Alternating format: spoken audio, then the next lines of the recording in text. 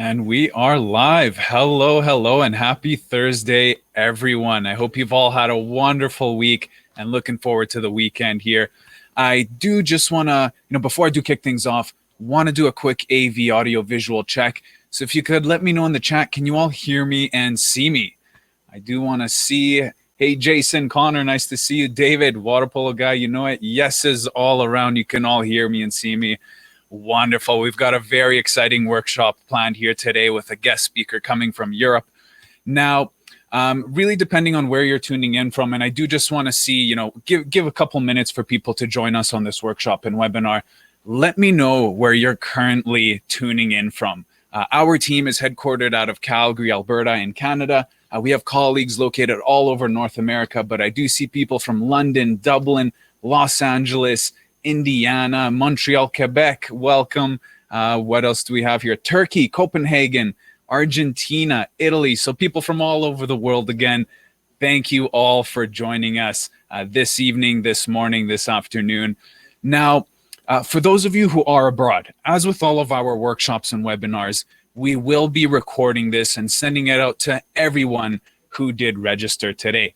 So if it is quite late, no worries. If you have to have dinner, go to sleep, wake up in the morning for work, not a problem. You will receive this recording and material as soon as it wraps up. Now, beside the chat box there is a questions tab. If you have any questions for myself, for Adriana, our guest speaker, for any of our team backstage, please toss them into the questions tab. It's a lot easier for us to keep track of what wasn't answered and easier for us at the end of this presentation to go and answer in the in-depth Q&A session. Now, beside the questions tab, there is a polls tab as well. I'll be tossing in some polls throughout this presentation just to gauge the experience and kind of the level of the audience here today. But without further ado, let's get going. Today's an exciting workshop. Thank you all again for joining us. We'll be introducing you to UX design for XR applications and immersive storytelling. Now, we'll be taking about an hour and a half today to go through this workshop and webinar. I myself will introduce who we are, what we do here at CircuitStream. That'll take about 10 minutes or so. Then we'll dive into the UX design for XR applications and the immersive storytelling piece with Adriana. She'll take about 45 minutes to an hour, and then we'll open it up for an in-depth Q&A session at the very end.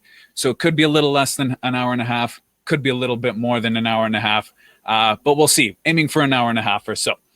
But let's get going. So my name is Stefan. I'm the course lead here at CircuitStream. I have over 5 years of experience in the tech industry, working with travel IT technology, learning management systems, ERP and business integration platforms, and now in the world of augmented reality and virtual reality.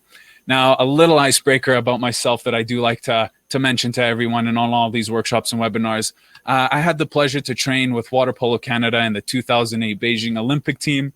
I was too young to go to the Olympics, but a great experience nonetheless. And today we'll be joined by Adriana, and she'll be joining us from Paris, France. Adriana is an AR/VR designer, artist, and founder of a few companies, and now she's with Velvet Unicorn. She has over 7 years of XR and design experience, and a little bit about herself, a cool icebreaker. In fact, she's a stage actress as well, with over several years of acting in Paris and elsewhere around the world. Now, a little bit about us and the team here at CircuitStream. Who are we? What do we do?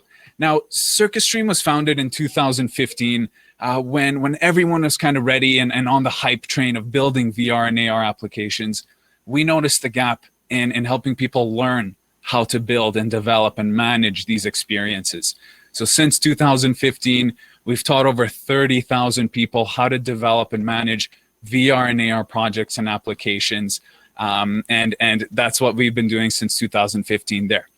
Now, we're a team of about 20 people, again, mainly located in North America, but all over the world in South America, Europe, and Asia. And we're professionals in Microsoft, Vive, Valve, Oculus, HTC devices and platforms, as well as the Unreal Engine and Unity engines. Now, CircuitStream is also a Unity certified training partner. We work very, very closely with Unity. And training partners are approved based on their expertise, focus on quality education, and commitment to providing the highest level of training available. Now, CircuitStream is also a Unity channel partner, and that means we deliver training and application development services in the architecture, engineering and construction, automotive, transportation, and manufacturing markets as well. So there's three things that we do here at CircuitStream. And since 2015, the biggest and main thing that we focus on is education, helping people learn, get inspired by this technology and to dive into it.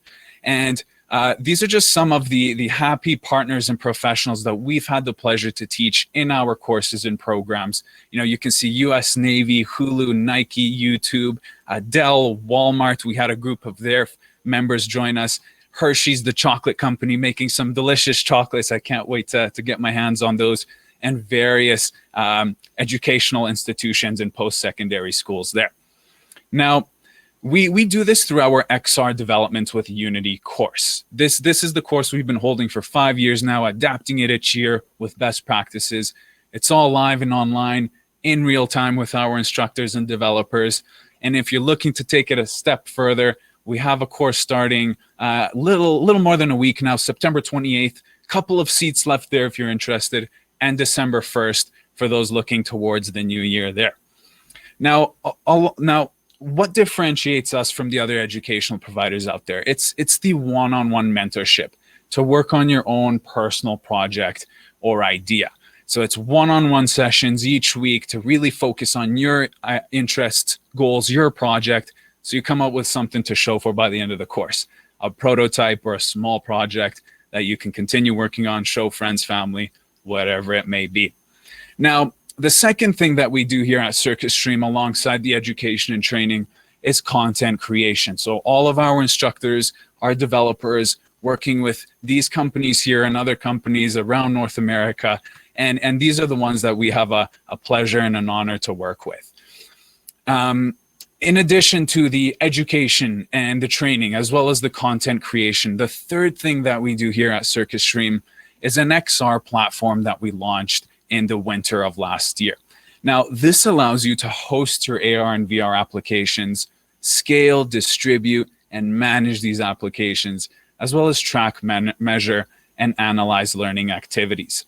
Now, I will toss in a quick 2-minute video here for those of you who are new to us here on these workshops and webinars, just highlighting what the CircuitStream platform is about. 2 minutes long. I'll be right back, but I hope you all enjoy it.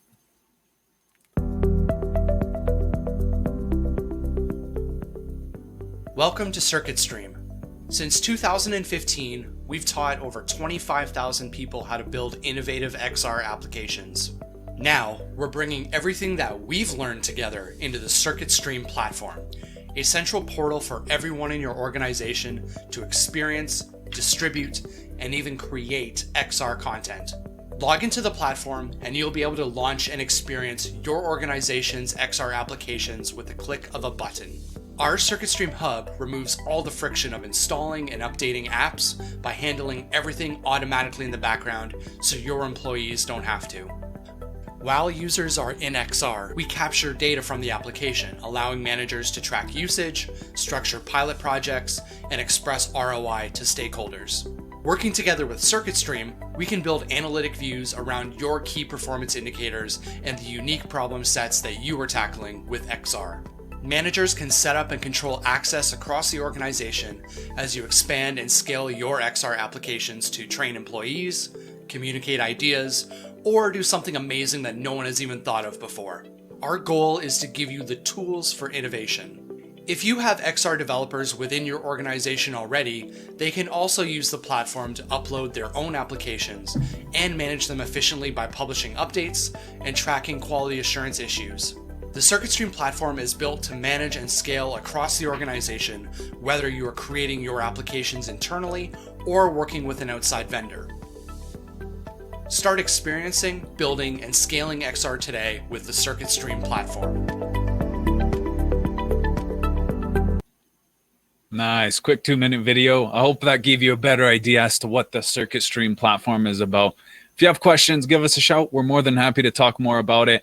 But let's get going here. So now that you've learned a little bit about us, what are you going to learn today on this workshop? So today we'll be showing you the secrets on how to adapt UX to overcome nausea in XR and 360 videos, as well as to mitigate discomfort when designing XR experiences, planning XR environments for your users, and finally, basic navigational systems used for your main users.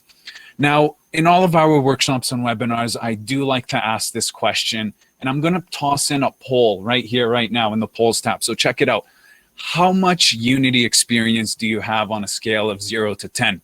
0 being never heard of Unity, 10 being that you're professional, been working with Unity for years. You can come and teach some of our programs, a Jedi Master. So I'm just taking a look here, and it looks like we have a lot of beginners. So a lot of numbers from 5 and under. Some of you are experienced in Unity here. I do see a 9 there, a few 8s and 7s. So it looks like the majority of the audience are beginner levels. Christopher, I see you got an 8 there. Good to see you.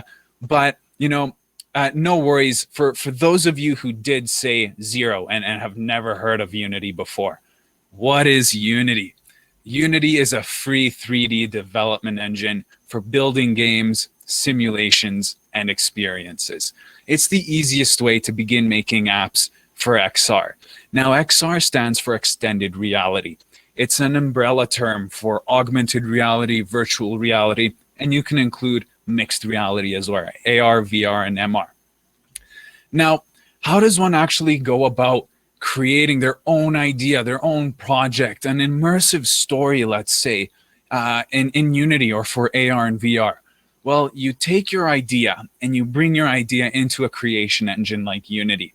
From there, you develop your project, your application, design it, optimize it, and then you push it out to one of the available SDKs, software development kits, the Oculus, Microsoft, or Steam SDKs.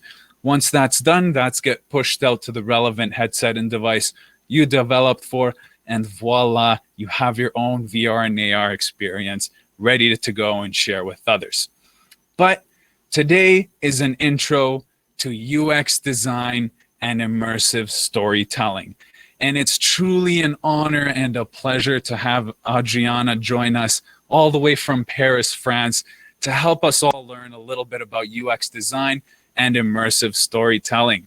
Hey, Adriana, nice to see you. And hi, how are you? Great hands here. So I'll hop off. We'll take about 45 minutes to an hour or so just to introduce you all to this, and we'll catch you in a bit. Take it away, Adriana. Thank you, Stefan. Really happy to have you. Love the snake. Yeah, I've made this filter. Really, really glad to have you all. Let's start right now. Whoa. Screen sharing. All right. Whoop. Can you all see my presentation? Yes, can you see? Little test. No. Oh, sorry, I need to have to give permission to screen share.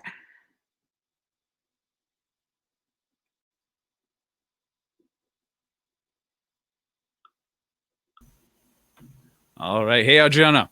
Just yeah. Under actions, there's enable screen sharing. Yeah, actions, enable screen sharing. Then you select the screen you would like to share.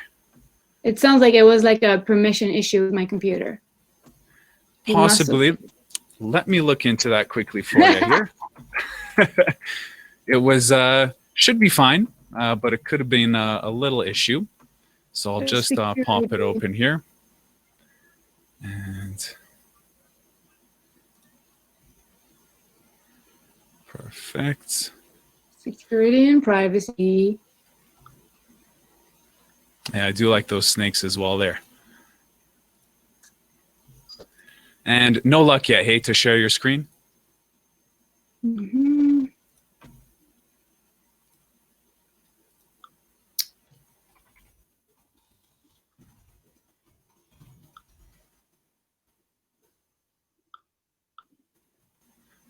Perfect. And how'd you get those snakes and that filter on you? Just out of curiosity. So it's a filter that I made on Snap Lens Studio, and that I published on Snapchat, and I connected it to Livestorm through the desktop application Snap Camera. You can use like any Snapchat filters on like Zoom calls and so on. Right. Well, hey, Adriana, maybe if you have that enabled, is there a way to disable it? Maybe that will allow you to share your screen. Let me try. Let's try that. Could be the issue there. I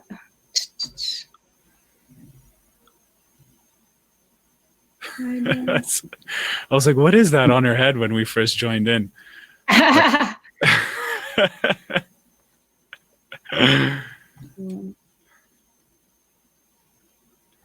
So she'll be joining again. But I appreciate the patience, guys. Technical difficulties. Gotta love it when it happens live troubleshooting. But I do see a lot of familiar faces here. Pavan, great to see you. Kyle helping out. Let's check if the screen sharing works here. That's it, Donnie. First world problem. No, it's a privacy issue with the computer. Oh, all right. Let me try it from the other computer that worked. Sure, no worries. No worries. So we'll probably get it started in about 5 minutes or so here. But let's see if there are any questions here that we could highlight. So I see Susie. Will this be sent as a recording? Yes, Susie. I see Kyle had answered that. How long is the session? About an hour and a half or so. Adriana will take 45 minutes to go through her part, and then I'll wrap it up with 5 minutes, and we'll have our Q&A session at the end. No, we're not using OBS, Glenn. No, maybe we should consider that in the future. Yes, it is Livestorm. Thanks, Kyle. Appreciate it. But yeah, no, Adriana will join us here shortly. She was using a computer yesterday during our tests. So yeah, we'll do, Glenn. Yeah, we'll be sure to reach out there. Perfect. So I'm just going to zoom up the chat here, see, let me know in the chat here, what are you really looking forward to to get out of this workshop and presentation? Really looking forward to seeing what you are all doing. Is anyone currently working with VR storytelling? Are you creating your own immersive experiences right now in VR? Let me know in the chat. I do want to see that. And I see Dayon just shared something here for us. He shared a spreadsheet. So this spreadsheet, toss in your LinkedIn profiles, connect with each other. If you need some support somewhere, you can add it in the comments. We love to have people network together, collaborate with each other. So very, very useful. Feel free to toss in your info on that spreadsheet there. But let's see. I see Jessica, yes, creating the immersive publications. Now, that'll be super exciting. I'm really looking forward to seeing what comes out with that. I see David had written resources on UX presentation. Yep. So Adriana will be sure to cover that. Kurt would like to do more with 360 video. So Adriana will dive into that. We will also one day be hosting a workshop with 360 video. So stay tuned for that. Kurt will be sure to let you know. I see Adriana had rejoined here. So we'll just wait to see if the screen share works. I see Mike. I'm interested in location-based entertainment applications of immersive storytelling. That's wonderful. It works. Woo! Well, thanks for hanging on, guys. Appreciate it. I'm going to make a note of all these comments here that I see, just so we could follow up with you and your interests there, help you out the best way we can. But Adriana, back to you. Take it away, and I'll join again to wrap up everything and the Q&A session. Yeah, thank you, Stefan, and thank you so much for your patience, guys. This kind of thing still happen in 2020. All right, so let's start with UX design for XR applications and immersive storytelling. I'm really, really happy to be with all of you today. And our objective will be to go from the screen to extended realities. Basically, the screen is the device that you guys are building your experience for, whether it's a tablet, a mobile phone, a VR headset, or like augmented reality glasses, to the amazing immersive worlds, universes that you guys want to build, and how we make that bridge possible. So I am Adriana Vicchioli. The name of my company is Velvet Unicorn, and we specialize in XR design and prototyping. You can follow me, like send me a message on socials, Adriana Vecc, just a tweet away. And I love to design and prototype XR ideas. The crazier, the better. I've worked with small startups and big companies and a lot of different industries. Here, our objectives today will be to learn and explore together how to craft powerful stories and intuitive interactions, because you guys, you all have like powerful ideas, powerful stories. And what I want us to do is to design experiences that take all the frictions out of the way so that they can really make your stories shine. And for that, in order to do that, we need to think like a human. That sounds simple, but it's not that simple. We need to explore and listen to the world around us to find the right clues that will teach us how to design our XR experiences and stories. And what are the skills that we need for that? We need a lot of skills, building in Unity, spatial computing, sound design. But I want to go back to basics: empathy and communications. And those skills are like superpowers because they help us to understand the world around us, to understand how people react and behave, but also to anticipate how people react and behave so that we can offer experiences that delight our users. UX design for XR apps and immersive storytelling is like an infinite topic. There's so much to say. We can be talking for like hours and hours. But today, I will limit it to 5 topics that I think are particularly challenging, that apply to any kind of XR experience and that can like change the whole game. The first one will be, how do we shape the space? The second will be how to handle the exchange of information. Third will be how to deal with movements.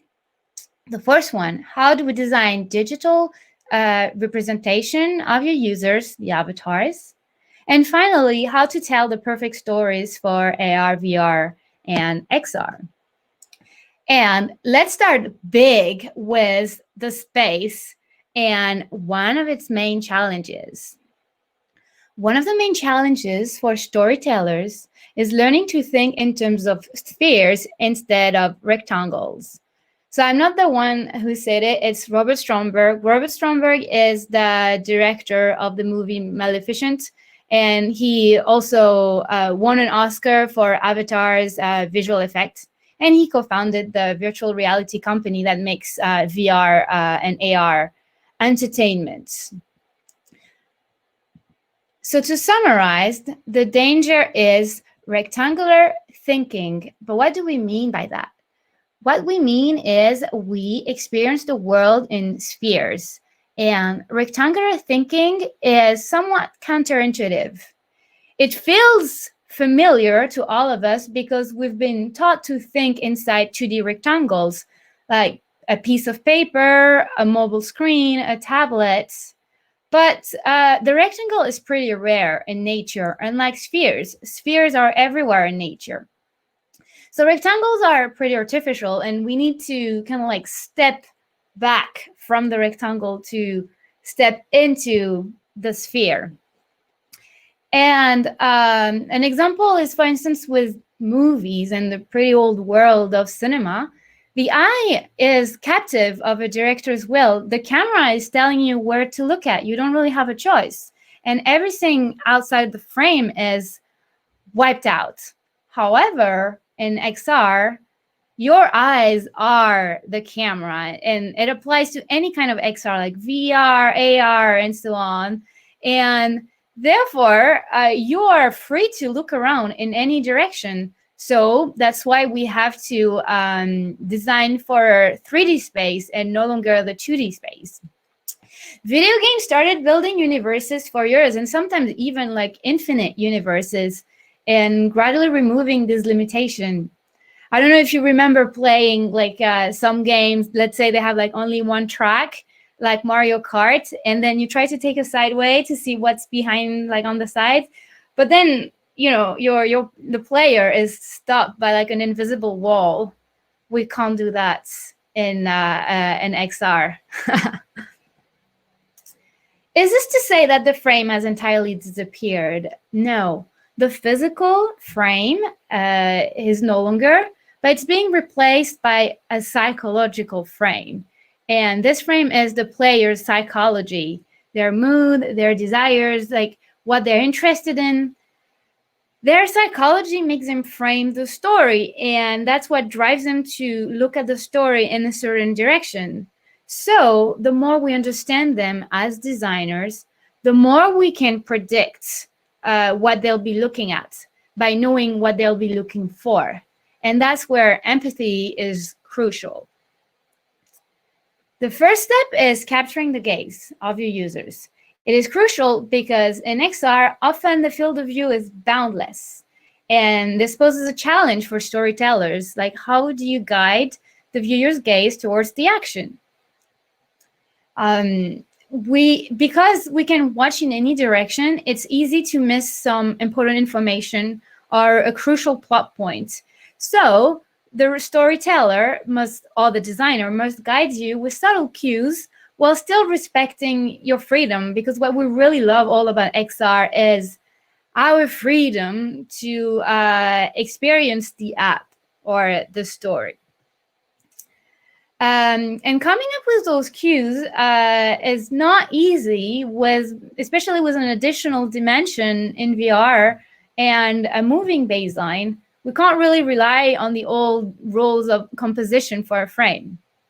This frame is from the short 360 movie Invasion that was released by Oculus Studios a few years ago.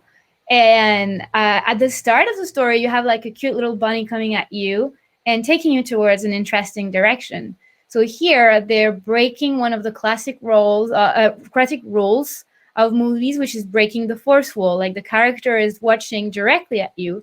And when you have like such a cute little bunny with those huge eyes looking at you, like you're compelled and you have to follow like and go into their direction. But that's not the only way that in this short film they're guiding your attention.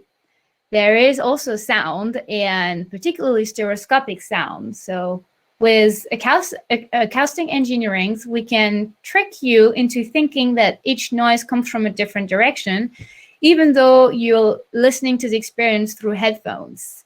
And it's a whole other discipline. There's been a workshop a couple of weeks ago on XR sound design, and it blew my mind. And when you have sound cues coming from a specific direction and not just like ambient sound, it's very instinctual to turn into that direction. So that's a way to tip your users to go into a direction that's maybe not right in front of them. Now let's go to the second part, like how to deliver different levels of information. Before we dive into that, I want to let a few seconds, if you want to add some questions about the space in the section just before.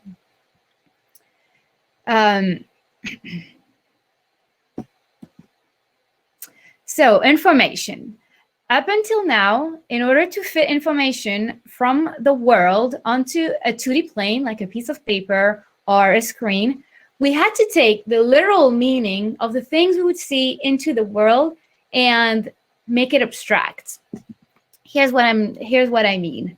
This means that we need to use, because the world is so complex, so big, we can't fit it all on like one sheet of paper on one screen.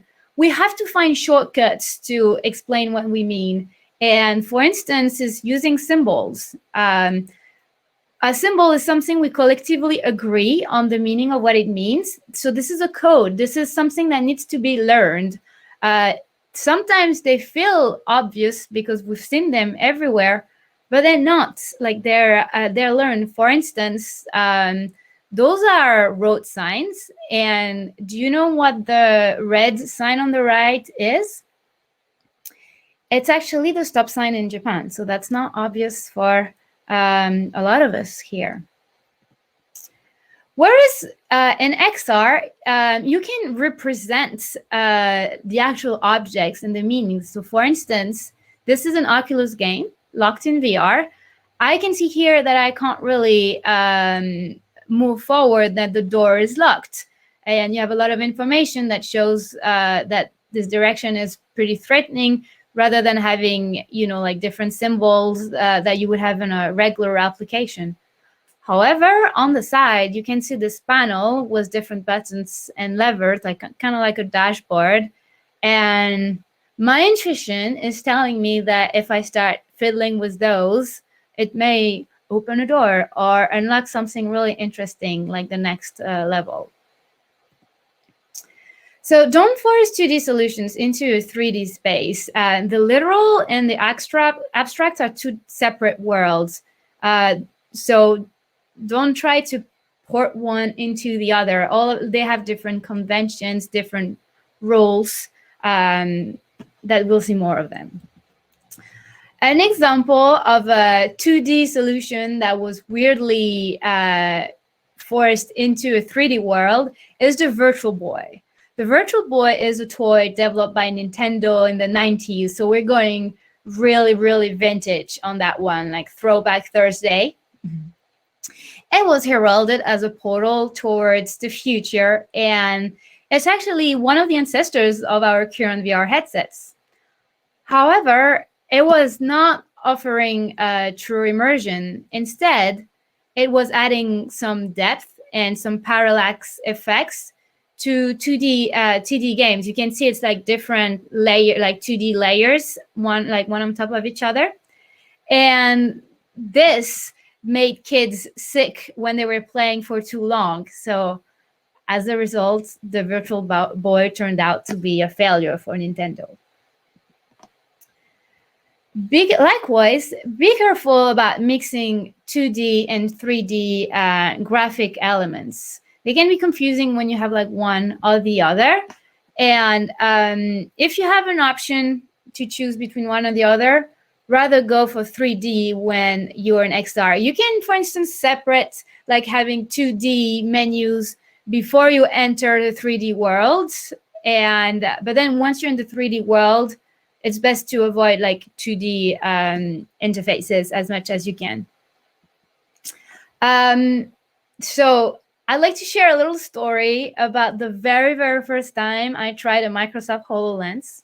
So the HoloLens is an augmented reality headset built by Microsoft. It is running on Windows. And the first time I used it with a coworker, we were going back and forth between different apps and demos to just test drive everything. And in order to start a new app, you have to open a new tab like you would on Windows to run a new program. And after a while, when I was putting the headset back on my face, I was surrounded with tabs, and it felt a bit like a nightmare, a bit like, like that game, that Windows game when you've won and you have all the cards everywhere. So I felt like that, overwhelmed by tabs. And I think that's because tabs belong to web and mobile design. They work well on a 2D environment, but not the 3D world space. So what can you do instead? Well, you can use real-world cues when appropriate. You can think of objects that your users are used to activate or manipulate to perform certain actions. For instance,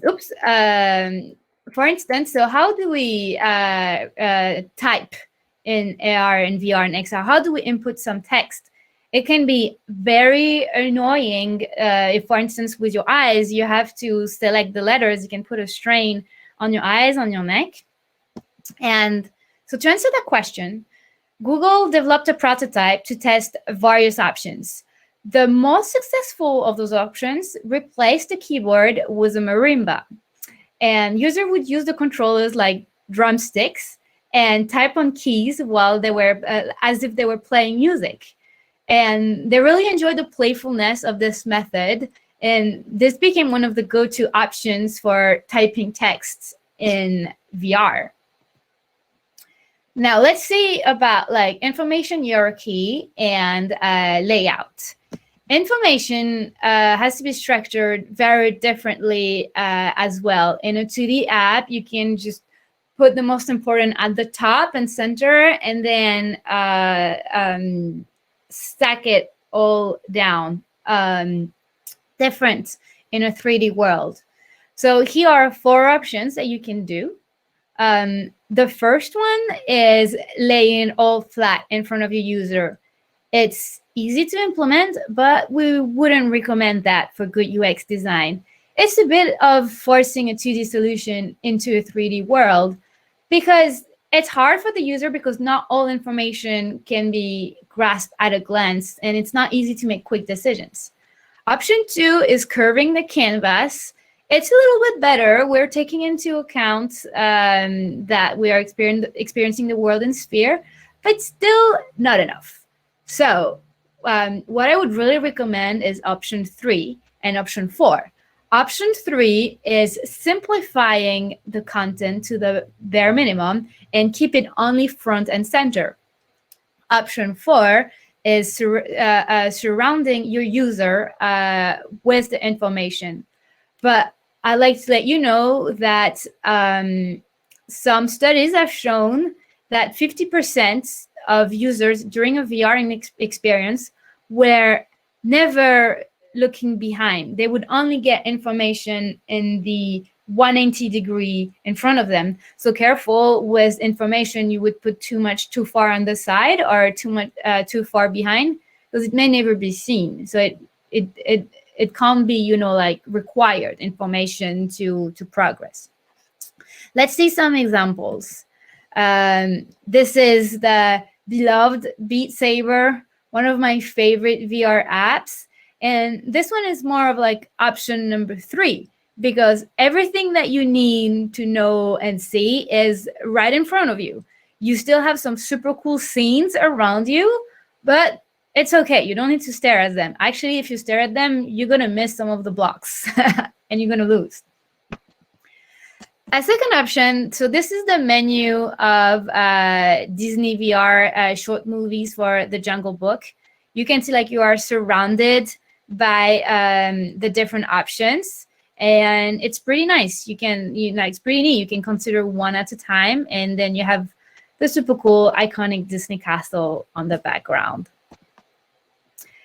What is important to know is in front of the zone in front of the user is called the cone of focus. This is where you should place the most important information, and the rest can go on the sides, like just on their peripheral vision. This cone changes depending on the type of hardware you're using, between AR glasses or VR headsets. For instance, if your user has to move a lot, then the cone of focus will be wider. So make sure to test what's the ideal, what's the sweet spot for you. Overall, be mindful of the user and keep the density of information low. They don't need to have everything in view all the time. It's good to be like contextual and show only what's needed at the right time, not to overwhelm the users. And an AR application that did it really well is Pokemon Go. We all remember Pokemon Go, right? That was a pretty good summer. So in Pokemon Go, this is the AR mode, and you can see like the interfaces are really minimal, and like it's pretty elegant. Like the colors, there's only like the Pokemon that has like bright colors. The rest is pretty muted. And something that I really like is when you're being idle, you have some additional information about the Pokemon, like their names and the CP scores, and more information about your own tools and stuff. But when you are aiming your Pokeball to catch the Pokemon, all of that information disappears, because the only thing you need to know is the position of your Pokemon to aim right. Also, colors can be used to highlight certain elements, but use it wisely and sparingly, because bright scenes can cause fatigue. Also, I think this tunnel is pretty cool, and sometimes I do like to get dizzy in XR, but maybe that's only me. Use size and perspective to your advantage. You can play with it. This is XR. You can do whatever you want. In our world, we have to abide by the law of physics. We don't really have a choice. And for instance, objects that are closer appears bigger, and they're smaller when they're far away. Well, in XR, you don't have to. Objects can be locked to the world space or floating to a certain distance to the user, and they don't have to follow their real sizes. And actually playing with the size and the perspective can be useful to highlight certain elements, informations, and objects. For instance, so this is from WebXR. WebXR is VR application that allows you to attend live music shows in VR, and they use amazing, like they invite amazing real artists like The Weeknd, John Legend. And what I love about WaveXR is when you go to a real live show, sometimes, let's say if it's in a huge venue like a stadium or an arena, well, okay, this is magnificent, you have scale, but if you don't have a front row or a VIP booth tickets, you can't see the band because they're teeny tiny on the stage. And in VR, you don't need to keep it at like human scale. And I love that on WebXR, you have crazy, huge, amazing scenes all around, like infinite crowd. But at the same time, you're not missing anything from the show and the stage. And you can see that's also because like the musicians are more bigger, but also because of the navigation. You can even fly sometimes to the stage. Okay, that was a pretty meaty section. We're going to tackle next the movements and how to deal with movements in XR. If you have any questions about information, you can put them now into the question box.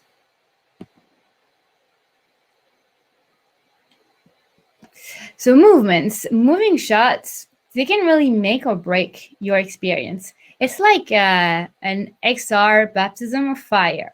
Like good movements are insanely good. They're awesome. They make you feel like really strong emotions. But average or crappy movements can be really horrifying. And there's a danger lurking around, motion sickness. So you want to avoid that at all costs. Motion sickness happens when your brain registers conflicting information about movements.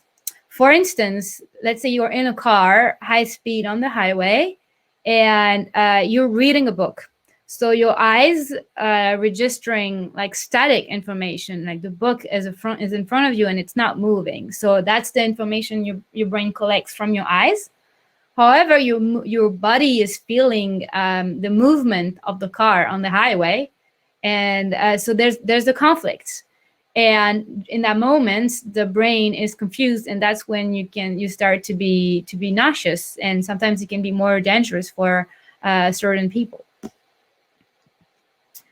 The first thing to know for that is to avoid rapid and unexpected movements. That doesn't mean that you cannot have movements at all, or that you cannot have speed.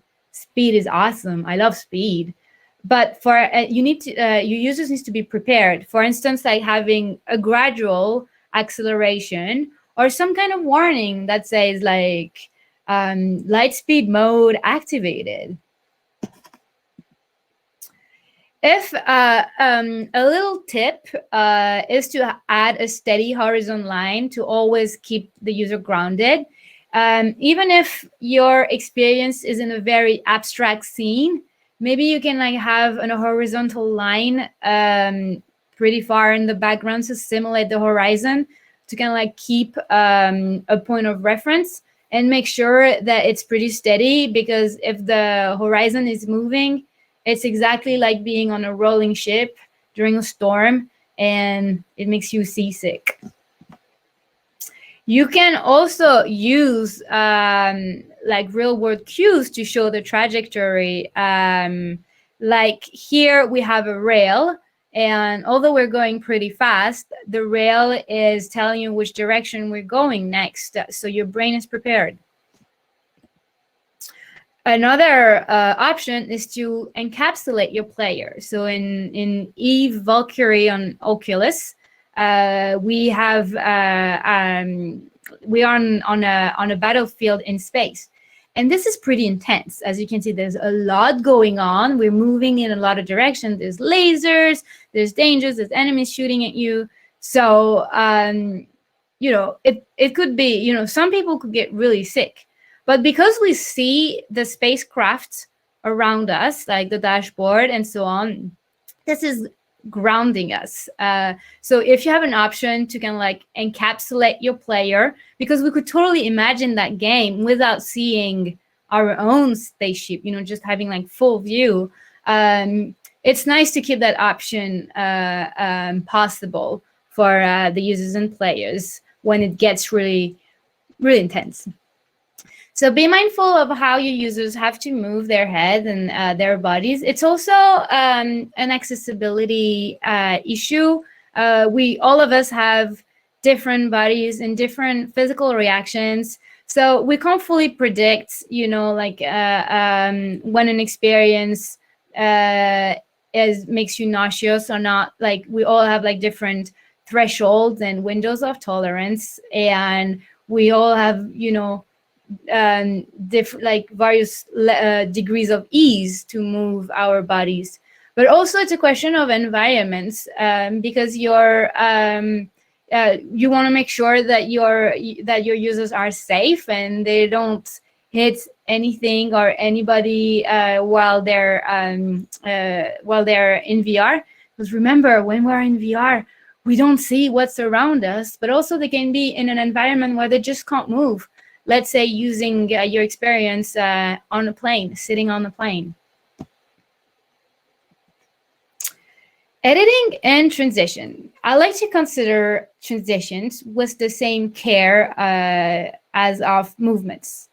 In movies and videos, filmmakers have developed many techniques to transition in between scenes or in between point of views, which we don't even notice anymore. And actually, they're part of the storytelling. Transition can set the pace of the story. They can be slow and steady, or they can be fast, tense, and really jerky to convey tensions. But in the real world, we don't experience editing transitions that way. So they have to be treated entirely differently in XR. And likewise, avoid abrupt transitions and changing point of views too differently. And this is especially true if you're using teleportation to get around your XR world. Make sure that we're not totally disoriented when we teleport. I'd like to give you an example. Let's say, so you're, this is watching the scene from above. You have some interesting objects to grab, and like you're on position A, you're the eye, and the two diagonal lines are showing your field of view, like where you can watch. And let's say that in this experience, you can teleport yourself to see that object. If you're being teleported in position B, this can be highly confusing because everything is like the other side around, and it takes a mental effort to process that information and adjust. And the more mental efforts it takes to process, the more likely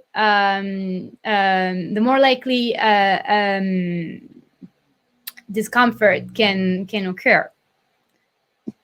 Now, if we go back to position A, and then we move, and then we move to position C, we're just zooming a little bit so we get closer to the object, but this is not too different. You can also make sure to guide the user during the transitions to make sure we know we're transitioning towards something different. And in this short film, like it's a 360 film named Anechoid that was shot in France, in Paris, you have, at some point, you have this woman that comes to you, also breaking the fourth wall and like looking at you and telling you to be quiet. And she invites you to follow her to the next scene. But if you run out of idea and you really don't know what to do to transition, you can always default to soft fade to black. And that makes me transition to the next section, avatars. Avatars are pretty tricky because avatars are representation of ourselves in a digital world, how we choose to represent our bodies in the virtual space. And they are tricky because we have to deal with some like the identities of our users. And it's really hard to predict how your user will feel in a digital body. In my experience, being assigned a character's body that was different from highly different from mine was awkward because we all know what our body looks like, how it responds, how it reacts, and that sense cannot be fooled yet. For instance, if I close my eyes and I extend my arms, I know where my hands are, but if I'm in an experience where those arms are much longer, this is weird. However, characters are really important. A story is nothing without characters. So we have to strike this perfect balance of immersion while also respecting, like the specificity of each user and player. So realistic full body avatars are really, really hard to get. And I think we're not there yet. But maybe once we have different sensors, different on our articulations, maybe that would work. Because when we add those, like a full body avatar, we need to predict where the legs and the arms of the user will be, and often this prediction is misaligned with where their bodies really are. And that gap creates the confusion that can also create some kind of motion sickness as well. So in gaming, gloves are often used to remove identifiers like age, gender, skin color. For instance, for me, it's pretty weird when I'm in a VR experience or an XR experience, and when I see like really masculine hands, because I'm used to mine that are smaller, and vice versa. So that's an example on the Climb by Oculus. The hands are covered by gloves, but also there's no arms. It's only like floating hands from rock to rock. And Spaces by Facebook, like a social VR platform, you have standardized templates that you can modify in apps. And however, a lot of people when they released Spaces complained that you couldn't pick the size and the shape of their characters, so they couldn't fully identify with their avatars. That being said, I really like the goofy looks, the cartoony look, because it's taking just a whole different approach, and it's not supposed to look exactly like you're in a different world. I like also that in Space, I also like the cartoony design they went for, like the variety of customizable options. But also I like that you don't have to have an avatar that looks human. For instance, you can have a robot, and when you're having like a non-human avatar, like, you know, you're free to have a completely different experience. But in general, less is more, and some XR content makers took a radical approach to keep their avatars to a bare minimum. For instance, the highly popular Job Simulator, one of the most popular VR games ever, where you are simply represented by a pair of floating white clothes, a bit like Mickey Mouse's, and pretty low poly as well. Also, remember that you're always allowed to be creative, and none of these rules are set in stone, so you can break the rules. For instance, representing avatars in an abstract form contradicts what I just said earlier, to in general always go for real world representation. That's the case because you can't force someone to slide into a character's skin, and to make that connection happen, there needs to be common grounds between you and the character, but also the freedom to extend yourselves to that digital representation. So simplifying avatars is one way to get around this problem, but that's not the only way. So here's another interesting of breaking the rules. So in Abby VR, so this is a horror game on Oculus. It features Abby, an android robot, thirsty for love and looking to fix us, imperfect little human beings. And it's looking to fix us by updating our programs and performing surgery on our brains with a butcher's knife. It's pretty horrific. In this game, your avatar is the woman that you see in the background. So it's the body of a young woman. She's powerless and strapped to a hospital bed. And to me, I felt that it added to the discomfort and to the idea of powerlessness that built up the tension and the suspense in this experience. Another one that was particularly thrilling is in Batman Arkham VR. At some point, you have a mirror, and you catch your reflection, and you are actually Batman. And a lot of people loved it because it really tied into, you know, like their childhood dream to become Batman. So yeah, XR is an opportunity to become whoever you want to be. When in that, when you're not sure, test with real people, test with like real situations, not just your friends and your colleagues who are familiar with your vision. And now on to the very last section of this presentation, stories. What makes a good story in XR? First, start with something short. In XR, a lot of our senses are alert. We're no longer just a spectator, we become an actor of the story. Therefore, start with something short, not to overwhelm your users. There's no perfect duration for an experience at the moment. It's still like it's a new medium. We're still exploring how long. So start with short and maybe increase, if you have good results. So after releasing the live action film, The Jungle Book, Disney released 4 short VR movies based on the Jungle Book stories, and none of them were longer than 5 minutes. Trust in Me is one of them, and it has a short and very simple plot. So you are in the jungle, on a branch, on a very high tree.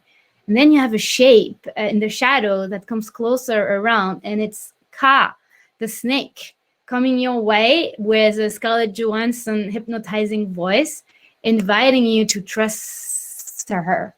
And of course, there are always surprises when you trust the snake. Start from scratch. Don't try to port an old project into VR and AR and XR. They are a completely different medium. Not all stories translate so well to each medium, so it's better to start afresh.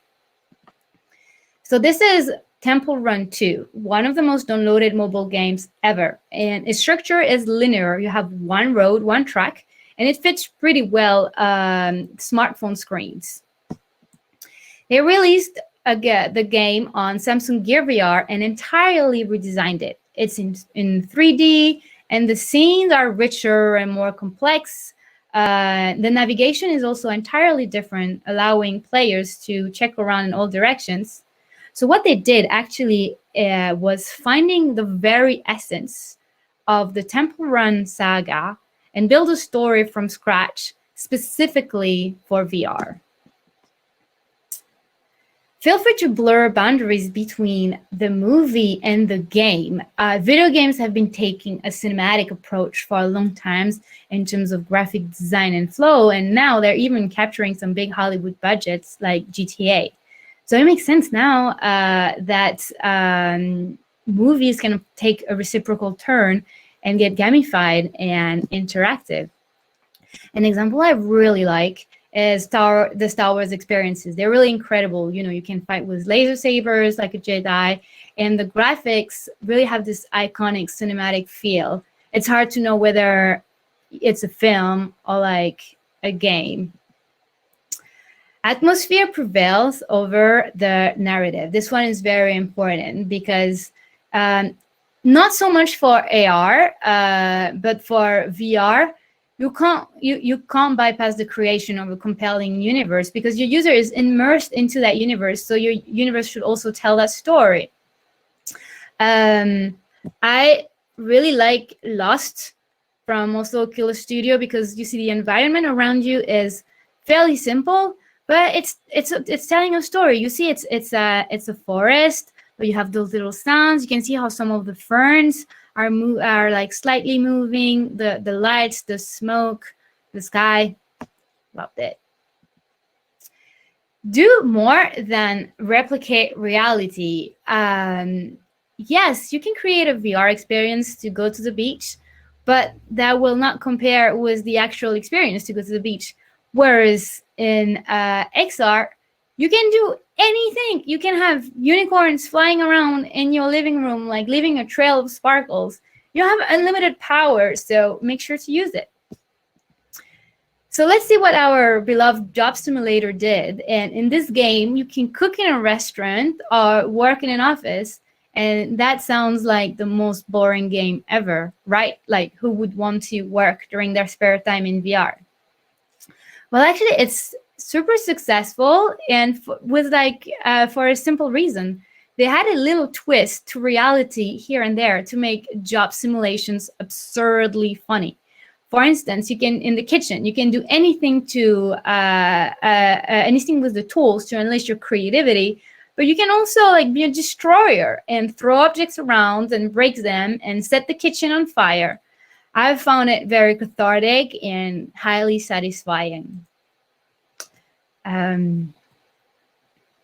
Another one that I love, that is one of my favorite VR experience ever, and one that I always recommend for someone who's new to XR, is Tilt Brush.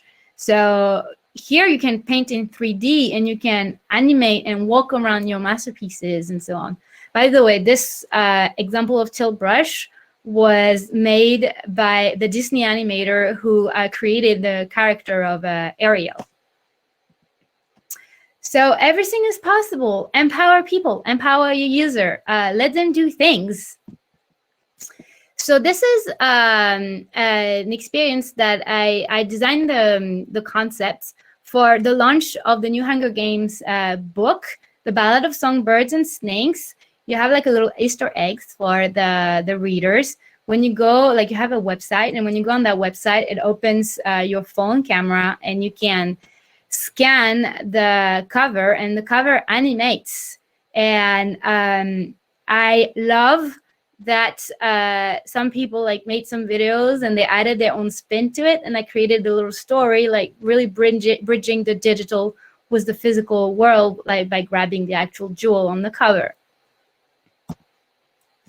An inward journey to empathy. So I really, I feel it was XR. It really alters our feeling. I experienced it firsthand because we are immersed into the story. I think we're feeling the story at a deeper level, at like a more cellular level. So we can put this power to good use by building empathy, and not just use empathy to create our stories. The New York Times produced a series of 360 VR videos on reports ranging from astronomy to war. And this one, The Displaced, follows a group of children that's been displaced because their homes have been destroyed by war.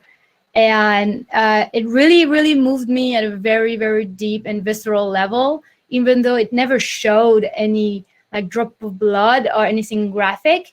But instead of telling me how to feel, it just gave me the keys to understand their situations and like walk a mile in their shoes. And this experience allowed me to draw my own conclusions, which is always more powerful than telling you what to think, because hands-on learnings always go much further than lectures. A quick example is, this is the very first VR game I built a lifetime ago. So it's on named Midnight Sky. It works on iOS and Android. And the purpose was to help people with anxiety. So when you're getting hit by anxiety, there are some techniques to calm you down, like breathing exercises, meditation. But when anxiety really shakes you and makes you lose control over yourself, it can be difficult to bring yourself to a place where you can start meditating and doing breathing exercise. So what if we could have a little bubble where you could safely retreat? And so I built this little universe. You can just pop your phone into a cardboard and you can float into space, explore at your own pace. Some stars and planets interact with you, but always with relaxing sounds and music when you come near them. So thanks a lot for being here. I hope you are inspired and empowered to design beautiful and moving stories for XR and any new reality that's coming your way. The future is yours. Let's build powerful realities together. And to wrap up, I'm going to let Stéphane take over again, and I'll see you for the Q&A. Perfect. Thank you so much, Adriana. Pleasure to have you. That was wonderful. Everyone on the chat that I've seen had enjoyed it. Carrie found it amazing. So what I'll do here, again, with all of our workshops and webinars, I'm going to take 5 minutes just to quickly wrap up. I know we flew through this content very quickly, and then we're going to hop into Q&A. We have a bunch of questions in the questions tab there. Adriana, if you want to take some time, you can hop over to the questions tab, filter it with upvotes or not answered. If there are any questions there in the audience that you want us to answer first, upvote those questions. We'll be sure to cover it. And before I dive into this last kind of concluding part, we love to ask this on all of our workshops and webinars, and I just published the poll here in the polls tab. On a scale of 0 to 10, how likely are you to recommend this workshop to others? It helps us know whether we should continue holding these workshops and webinars, maybe have Adriana back again to go deeper into immersive storytelling. So please let us know in the questions tab, the polls tab, on a scale of 0 to 10, 0 being, wouldn't recommend it, 10 being would tell everyone. Please let us know. It helps us out a lot. But, we did fly through this quite quickly. And if you are interested in taking the next step, we're diving deeper into this, we'd be more than happy to have you with us. Whether you're looking to upgrade your skill set, add a skill to your tool belt. We've had many people take our courses just for that.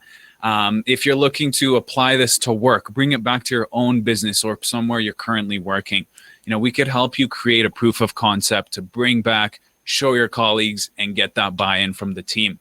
If you have a group, a team looking to learn more about XR, we would love to have you all with us. We do hold private training sessions. We've done it with Walmart, the US Navy, various post-secondary institutions. So whatever your interest is, give us a shout. More than happy to speak more to that, and Ed would love to have you with us.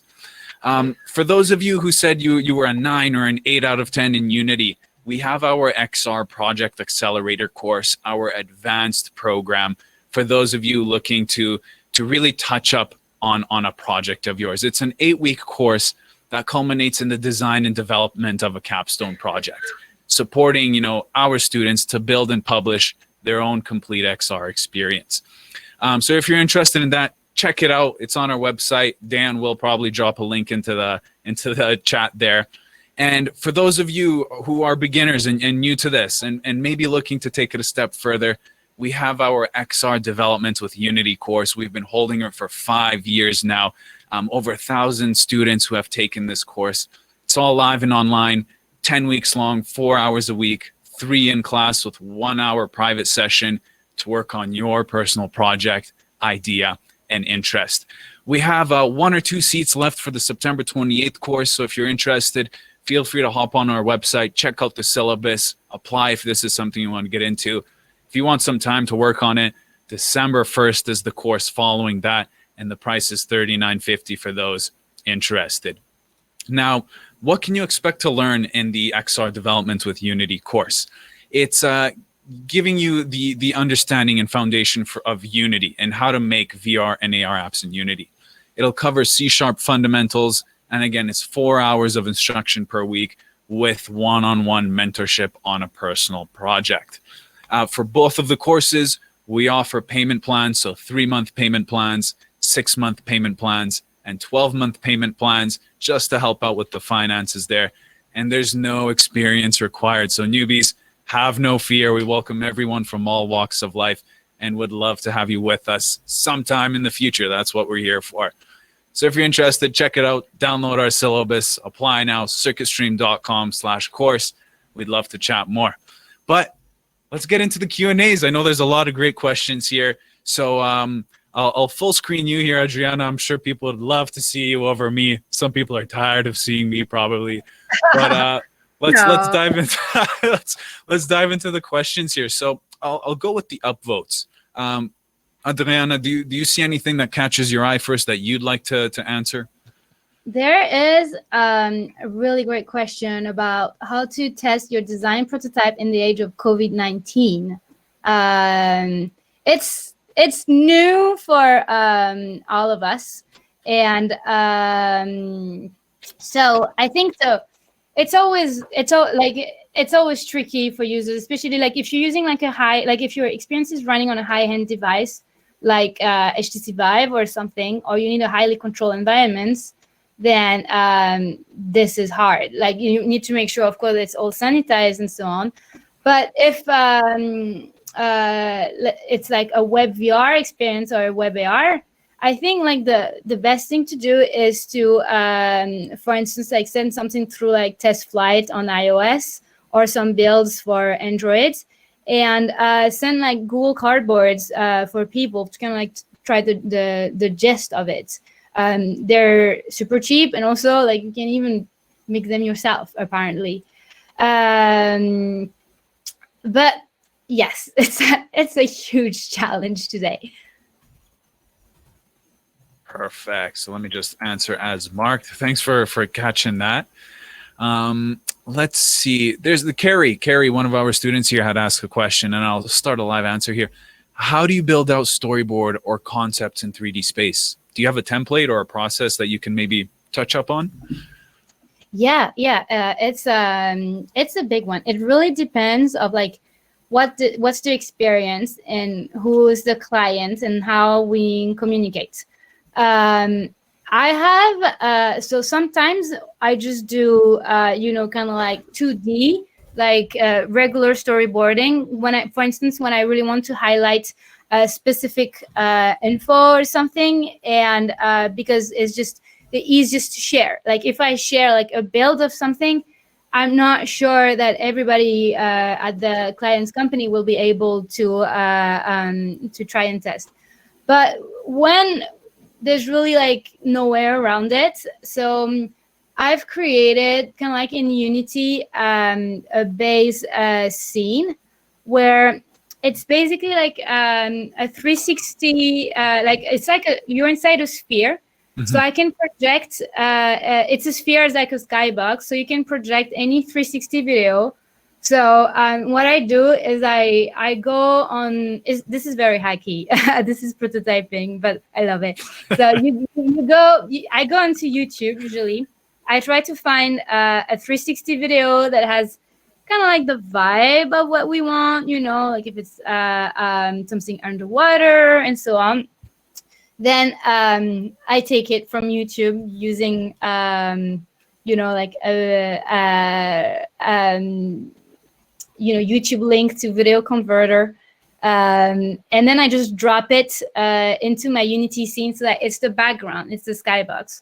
And after that, I try to find some free or like almost free assets for the different props that I will need and that I will use as a placeholder. Awesome. Very But of interesting. course, it depends of every project, and Right. this is kind of the common denominator. Perfect. Let's see. Anything that's caught in your eye for questions here that we might have not answered, or you want me to keep tossing them and see if we could answer them? How would you make sure to maintain presence while making sure to keep the player directed on the right path? So this is always about tipping. It's like setting up your users for success. You want them to be on the right path on their own, to find it on their own. So that's also why you kind of like need to test with users to know what's obvious for them and what's not, and kind of like make sure to have like more than one more cue. Like, like if you're like stuck, like behind, like you're lagging, have like kind of like more different ways to bring you back to the right direction to make sure that you haven't missed the train. And maintaining presence is, I feel like the sense of presence is really strong when all your like as many senses and sensations are involved in the experience. So it's the sound, it's like the small details, it's so like how you see yourself, the avatar, how the light is changing as you're progressing into the experience. If it's like a sunset experience, like having like, you can feel the time passing by as you see like the sun setting down. There's really an infinite amount of things that can be done. And so that's why it's difficult to summarize into one framework. So what I would suggest is like try to find in the real world experiences that are the closest to what you want to create into your XR experience, and really explore with like your eyes wide open, your ears also wide open, and take notes, and be really focused on the moment, so that you're not, because like really just be there to collect information, because when you start being into your thinking mode, building mode, like you're not as present. Also, I have like if I have a very young brother and a sister, and they love what I'm doing, and I love with children is like they're always so open about what they feel and what they see into an experience. So they're kind of like my ultimate test. Yeah, no, it's great to see the children getting into it and minds blown anytime they see what we're working on. Now, I have a question here from Jorge Ortiz. So does storytelling allow branching depending on user actions, or is it all a fixed storyline in an immersive environment? So storytelling is just a general word. So it includes branching, and it includes linear narratives. And of course, branching is highly, highly, highly recommended in XR. We have finally hardwares and softwares to enable that. So yes. And it's even better when it's depending on user actions, because, and not just random, because that's what really gives you a feeling of taking that feeling of like this presence, to the next level when you really have impact on the story. Perfect. Lovely. And then let's see what else we got here. Interesting. So here's one from Jamie. Any thoughts or experiences on use of VR with neurodiverse users, like those with autism or on the spectrum? That's also really why you need to test with real people, and not just the people who are working with you or your like friends and family, because all of us have blind spots, and that's okay. We all have like a finite perspective and experience of the world, and we can't pretend to understand what other people feel, especially neurodiverse users. So it's not just actually having neurodiverse testers, but also having neurodiverse people in your team to build the experience. You know, make sure that your team represents your audience. Mm-hmm. Yeah, no, this always comes close to me. I know a lot of people who work with those on the spectrum, so very interested to see what comes out and how we could help them. Any questions that you see that you might want to answer? I have one here from Maxime Léger, which is related to potentially cinema. So let's toss it in here. How does the language of XR relate to the language of cinema? It's a great question, because most definitely XR will create its own language, and like there are concepts in XR that will make no sense in other mediums. But I am drawing a lot of inspiration from cinema, because this is like one of the most popular and mainstream form of entertainment today. And it's like cinephiles are like span all across the globe, like different age groups, like all genders, all ages, and so on. So I like to take inspiration from what we know the most, what works.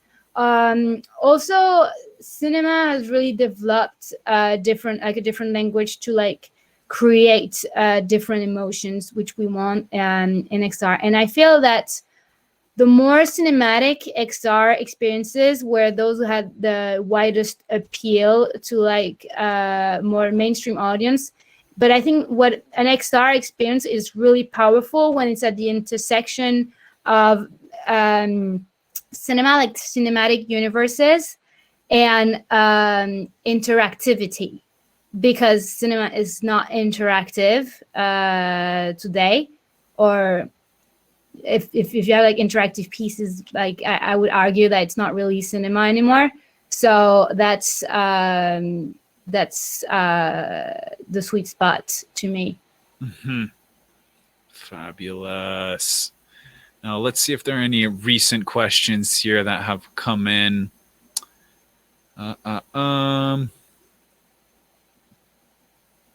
Let's see. So here's one from Thomas Kinnear 3 minutes ago. How much can a designer really achieve alone? Which disciplines do you regularly collaborate with? Is it programmers, 3D artists, animators? Tell us a little bit more about that. Yes. So I've done some projects all alone. Like the first one I did, like Midnight Sky for cardboard. But, like when you're alone, you are limited by yourself and your resources.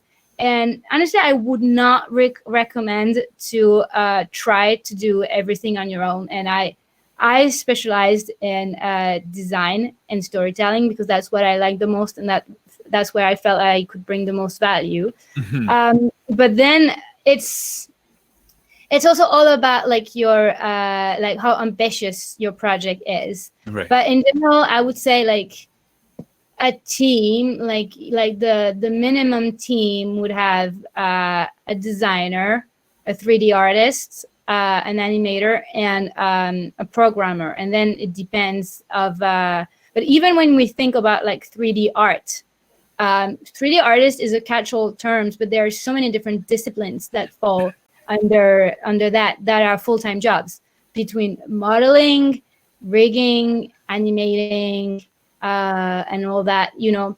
So it depends on the specificity, but I think it's not realistic to do something on your own.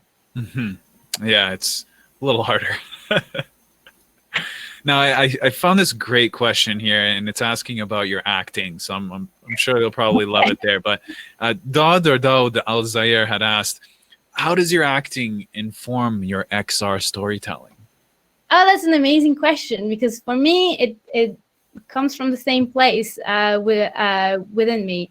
Acting is about creating and embodying different characters. And when we watch a movie or a play, often we feel we have strong reactions when we recognize pieces of ourselves in what we're seeing.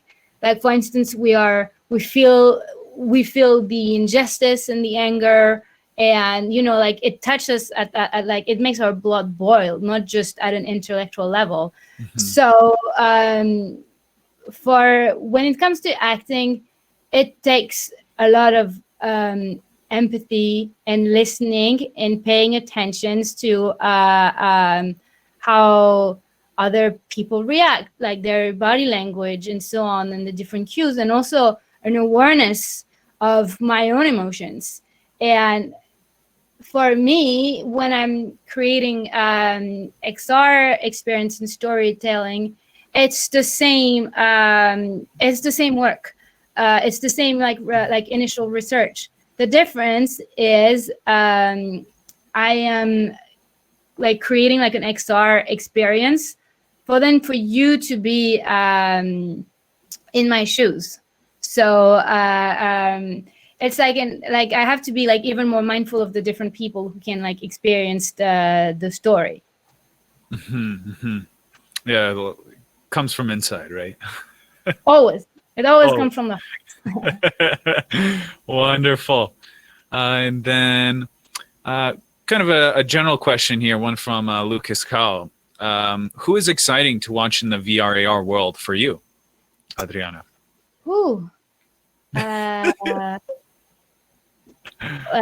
So many people. I mean, it really depends. So I have well, basically all the experience I've put as examples in my presentations are you know, things like our experiences that made me react and so on. And I like, usually I try to follow all their makers on Twitter and so on. It's difficult to name like single names because it's such a collaborative effort to build XR experiences that I think it's not fair.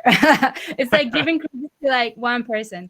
One thing that I'm really excited, so Jon Favreau, the director of The Lion King and of the Mandalorian Star Wars show on Disney Plus, they released a trailer named like Gnomes and Goblins. That's a VR experience, and I really liked it because it felt pretty soothing, and I'm quite sick of VR experiences where they are violent and where you have to shoot other people, and especially like the shape of controllers. It's like it feels sometimes like they are designed like guns for it. I think we have enough of that in the real world. But also, so Jon Favreau has worked a lot. So for instance, like he's worked a lot with like cutting edge VR technology and introducing them in you know, like movies. So for instance, The Lion King that came out last year was a film that was actually built in VR. And so he used VR headsets. I think it was like an HTC Vive to walk around the virtual sets and choose the shots they would take. Also for like the Mandalorian, some of the scenes, so you see like the actors in those like amazing environments.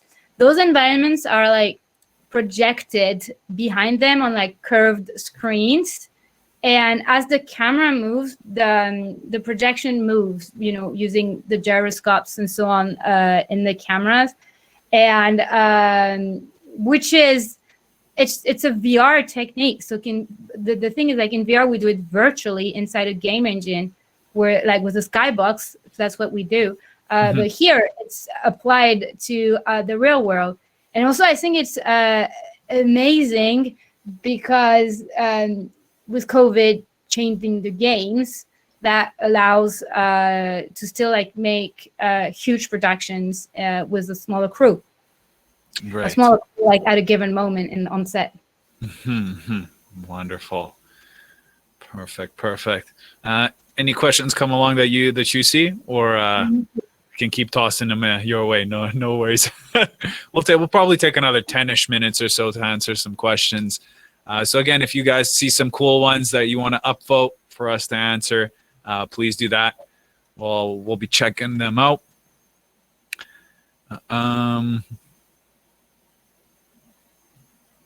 I mean, this one's similar to one you mentioned, but any other artists or filmmakers working in VR that you could maybe suggest to the audience to check out?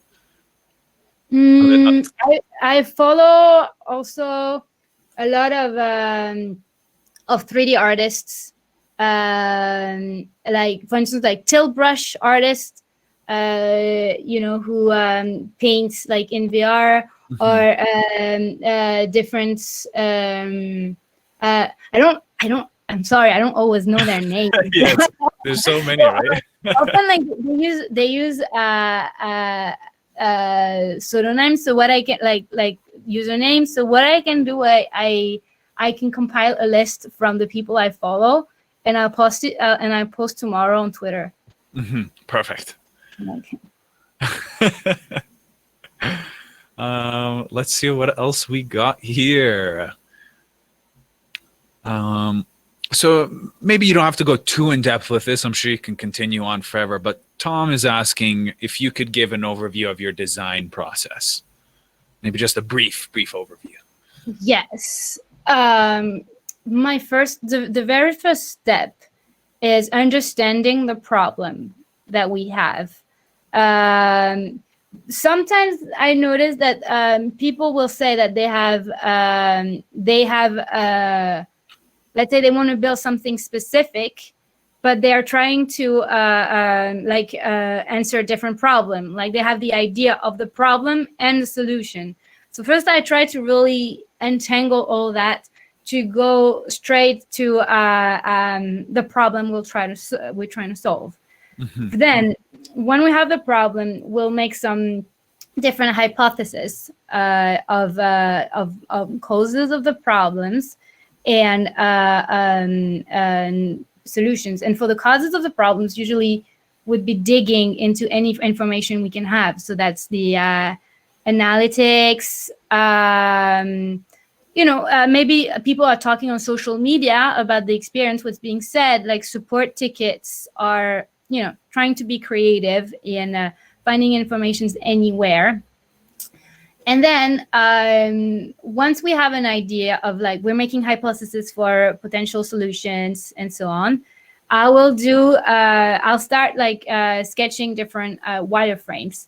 And it's pretty rough, but the idea is also to be quick, to iterate quickly, and to get the understanding and approval of all the stakeholders involved. And the more we refine the options that we want, like the more the design will be more polished and like more detail oriented. And then we test to validate the different hypotheses. And we keep going into that loop. Test. Yeah, round and around and around. That's it. Wonderful. And then let's see. Let's do a few more questions here. Anything that's caught your eye, Adriana? Let me read. Let's see. Here's one from my man Pavan. Just quickly, he's asking, what's that canvas or map painting in the background there behind you? I don't know. I don't know. This is not my environment. Yes. Okie dokie. Ooh, this one's pretty good if you haven't found one yet. I'll toss it here. It's from Eric. Is storytelling in VR more in depth compared to AR? And maybe AR is more about functioning, helping user complete tasks or so?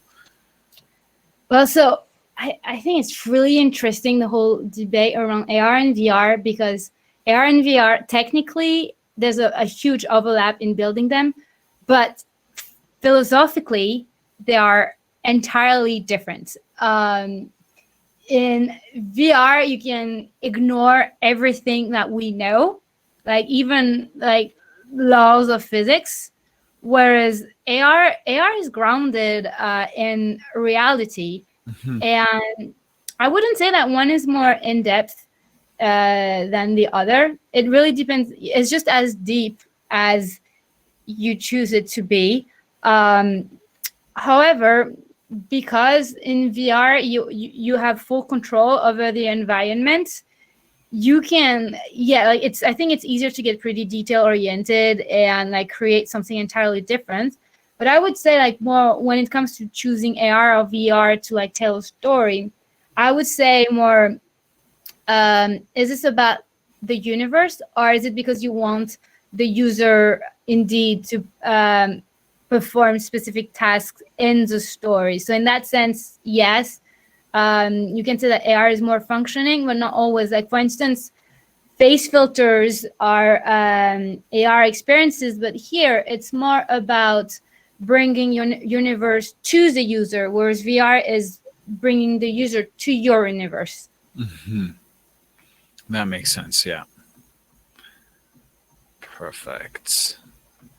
And then I see some questions here on the Oculus Quest 2. I mean, Lucas, you can't go wrong. It's fairly affordable. I think it was cheaper than the one when it first came out. Stronger, lighter, better pixels, frame rates. So those are my thoughts. Get your hands on one. Might be hard now, but we'd recommend it. Let's see what else we got here. So we'll take a few more questions. I know it's getting very late for you on your end, Adriana, so wouldn't... Okay. I'm still standing. Wonderful. So let's see if there's any, let's see, upvotes. So we got most of the upvoted ones. Let's see for not answered. So any resources like books or websites that you can maybe offer to people for UX in XR?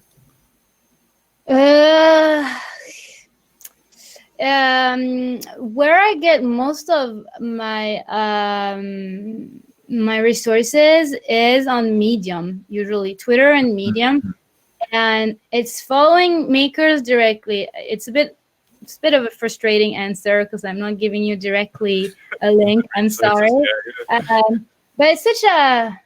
it's moving so fast, and also like I think there's really something is like rules are not set in stones. Like things that may not work for a given experience will work pretty well.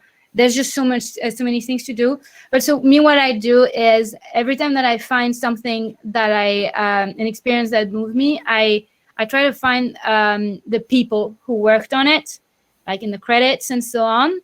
And then I follow them on social media. And sometimes I create certain social media accounts just for the feed, just to have a curated feed of what those people are doing. And what I love about XR is that a lot of people are sharing. They're sharing a lot about their processes compared to other artistic disciplines where it's more about I'm keeping my secret sauce, like behind the curtain. There's a group on Facebook named Women in VR. There are always a ton of like super like cool people sharing about their work, the questions that they have when they're doing their work, and it's a huge source of resources for me. So women, I think it's now it's like Women in AR VR on Facebook. It's a huge group. There's like thousands of people in it. Perfect. Yeah. Well, I'll write that down. I'll get Dan to note it down as well, and we'll share it with everyone to check it out. Sounds good. What else? So, Ricardo, 3-in-1 question for you, kind of around design, but also mentioning sound. How early does sound come into the design process? Do you design with sound in mind often? And do you feel that there are any limitations sound-wise? So I think sound should come from the get-go in the design, because we tend to over kind of like emphasis on the visual, because this is like we're in a very visual society in general, but it's just as important. You can scroll on your phone without like having headphones and so on, but maybe you can have like some AR experiences without sound, but not in VR, because like if you keep, you know, hearing the ambient noise around you, like you'll never have the presence. So I think you should, this is, you know, from like the inception of the experience. So personally, I'm a very visual person, and that's where I'm aware of my own limitations, and I work with people who are, it depends on the experience, but sometimes, you know, like who are musicians and so on, and like who have like a very sensitive ear, and they also, but it's not just that, it's also the vocabulary to communicate and express with the different people who make the experience. Mm-hmm. That makes sense. Always keeping it top of mind, hey? Wonderful. I did see a great question here. It had quite a few upvotes from Dario Hernandez. So what rabbit holes would you recommend that they stay away from when working with AR, XR, VR projects? What rabbit holes? Yeah, so what? like distractions?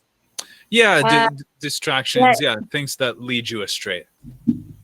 Oh, well, that depends of everyone. We all have our different distractions, right? You know, I don't know. It's maybe I misunderstand the question, but I would say like it's about looking into ourselves and our like weaknesses, our like weak spots, and knowing what are the things that can, you know, like suck you into like a rabbit hole and so on. Yeah. Is this about more like dead ends? Let's say. So I see John Kirk said dead ends. Zach, like some complex problems. Essentially, yeah. Glenn was saying, you know, where you run into a wall. Got it. Okay. Yeah. So I would say, try. You know, it's amazing to be ambitious and have like big ideas. We all should, but try to not set ourselves for failure by aiming too high. If we want to build like a huge infinite world, it's likely that it will take a lot of resources and a lot of time and a lot of testing and a lot of like reflection and thinking, and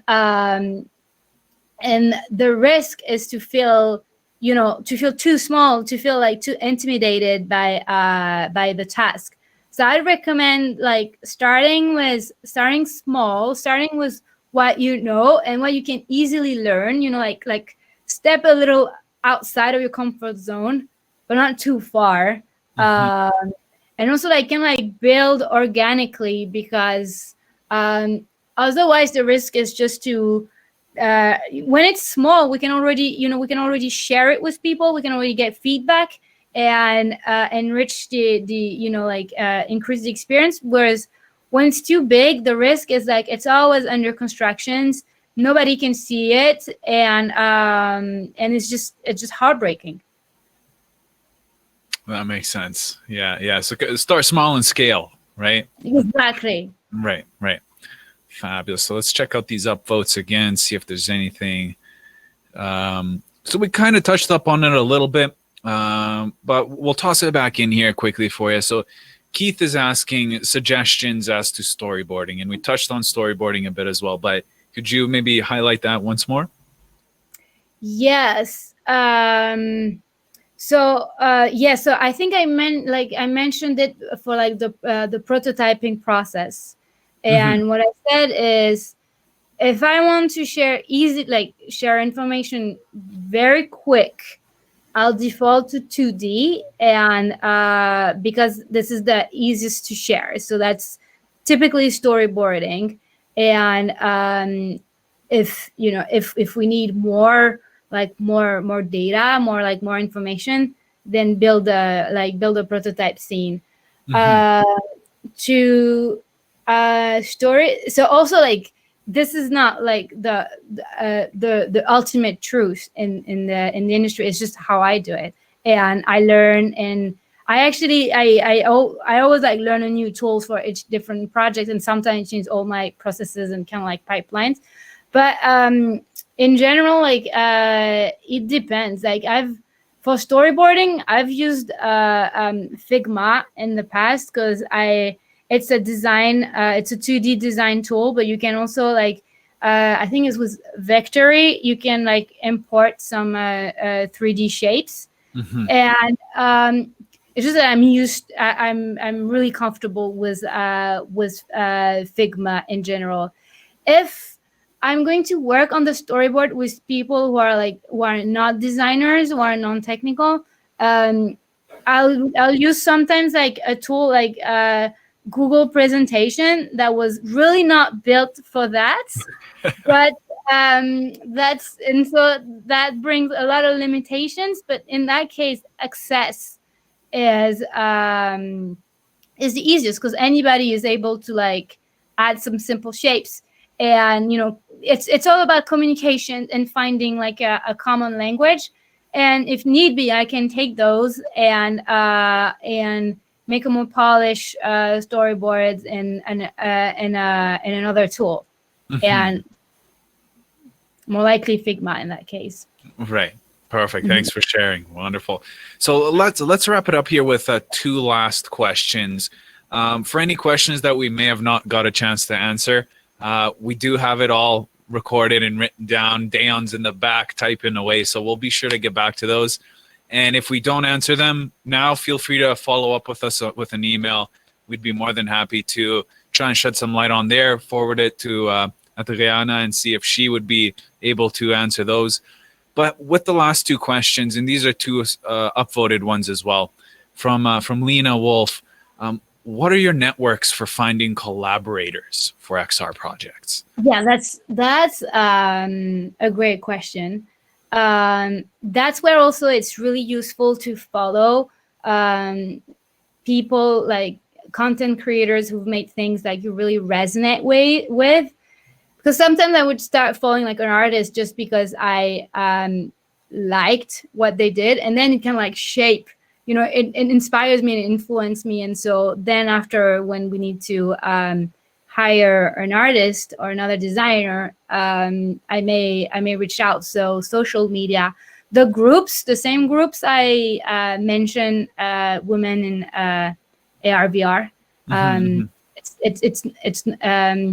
It's not only women in this group also. What else? If you're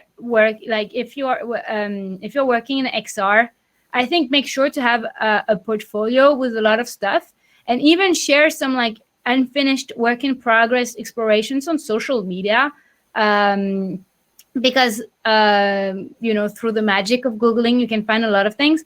And some of the most interesting projects I was like, people reached out me for, they found me through something that I did that they found online, like an Mhm. article that I wrote, or an app that I tried to do, and then I, just, once I was done with it, I just and moved on to another side project. I just published it for anyone to use and so on. So yeah. Also, I try to go beyond, words of mouth and the people of my close circle um, to avoid kind of like fishbowl thinking, where everybody thinks alike Mhm. and we all have the same blind spots. And that's, where it's useful to have like diversity in your team. But that means Right. like you have to kind of like go, like go like a step further into searching. Right. That makes sense. Perfect. And now the last question here that we'll wrap up with is from Olivia. Let's relate it to you, kind of your artistic storytelling background. Which technical skill would you recommend learning first for creating XR applications? Hmm. Um, there are. I think Unity is always a very safe bet, Mhm. and you will agree on that, right? Yeah. You can build almost anything on Unity, um, even if like you're a 360 video filmmaker, and you may think like, oh, game engines, they are for like the video games type of people and not for me. No, because you can really build the apps in Unity that will host your experience. And if you go, for instance, like add some interactivity or like some branching storylines, you can all do that in Unity. Also, Unity is just so wide. Like when people say like they are strong in Unity, but like, yes, but what in Unity? Like, Mhm. are you, are you an artist that's creating amazing textures, or like the game dynamics and so on? Right. So if you don't know where to start, I would suggest, and then refine, but by what you love, because what you love to do, that's what you'll do, with the most like innovative thinking and so on. And also just in general, Unity is kind of like, I feel like the connecting glue in a lot of AR and VR app. Like for instance, you can like, a 3D artist will give you their assets that you'll drop into Unity and so on. Mhm. um, but also like if you're a beginner and you just want to have a little fun, and like, I would suggest try like Snapchat Lens Studio or Spark AR, because they have a lot of cool things you can do with, like very non-technical skills. And the good thing is like you can share them with your friends after, and that's always motivating. Awesome. No, thank you for the insight. That's wonderful. Well, you know what? We'll wrap up there. Guys, if let's do maybe some virtual applause, throw in some clap emojis or thank yous around. Adriana, thank you so much. Merci beaucoup for joining us today and helping lead this webinar and workshop. Those answers were fabulous. Again, for all of you who may have not had your questions answered, there was a lot of them. We're sorry not to get to them. Shoot us an email with those questions. We will have it recorded down. We'll forward it to Adriana. And again, merci beaucoup. Thank you so much, Thank you Adriana. so much, and thank you for having me. It was a pleasure. Of course. No, it's the least we could do, and we're very grateful to have had you with us. So again, thank you so much. And thank you all for tuning in to this workshop and webinar. Great to see such large attendance today. Thank you again. Adriana, I wish you a wonderful night. For those of you, a great evening in North America. Good morning for those further out in Asia. And thanks again. So we'll catch you all for the next workshops and webinars. I think we have an introduction to AR or VR in 2 weeks from now. Check it out if you're a beginner. Again, we would love to have you with us in the courses. And thanks for joining us all. It was a pleasure to have you. And Adriana, again, you're great. We loved you and thank you. Me too. Take Bye. care, everyone. Thanks. Bye.